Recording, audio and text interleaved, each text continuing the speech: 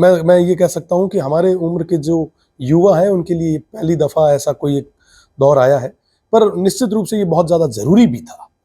पहलगाँव के इस कायराना हमले के बाद अगर हम मुँह तोड़ जवाब नहीं देते, तो कुछ और लोगों की भी हिम्मत हो जाती कि इंडिया की तरफ देखें। पर आज और कल ये जो हमले हो रहे हैं, जो जवाबी कार्रवाई धुआंधार हो रही है, निश्चित रूप से भविष्य में कोई भी देश भारत की तरफ आँख उठाने से पहले 4 बार सोचेगा। और मैं आपके चैनल के माध्यम से भारतीय सेना के जो जवान हैं, उन्हें सैल्यूट करता हूँ और उनकी हिम्मत को दाद देता हूँ। निश्चित रूप से हर एक चीज़ का मुँह तोड़ जवाब देने के लिए हमारी भारत की सेना तैयार है।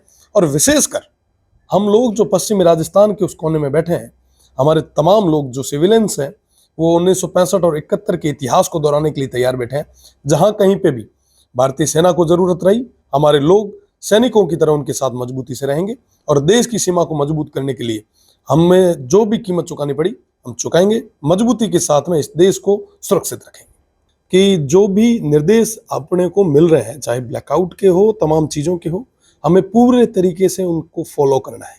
कहीं ऐसा नहीं हो कि अपनी लापरवाही के कारण इस क्षेत्र को, इस देश को बहुत बड़ी कीमत चुकानी पड़ जाए।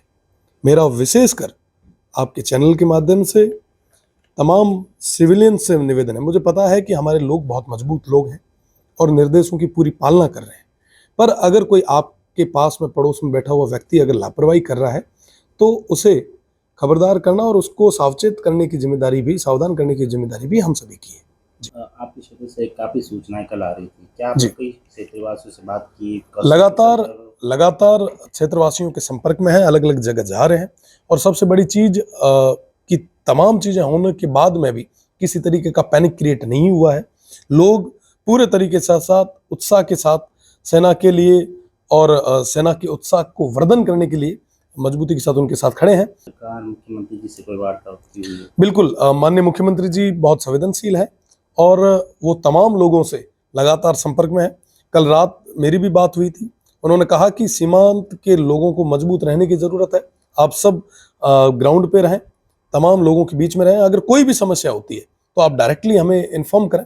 तो निश्चित रूप से ये कहीं ना कहीं एक संवेदनशीलता दिखाती है और मुझे पूरा भरोसा है हम सब मिलके एक साथ होके, चाहे कोई किसी भी दल का हो, किसी भी जाति धर्म का हो, हम सब भारतीय पहले हैं, वी आर इंडियंस।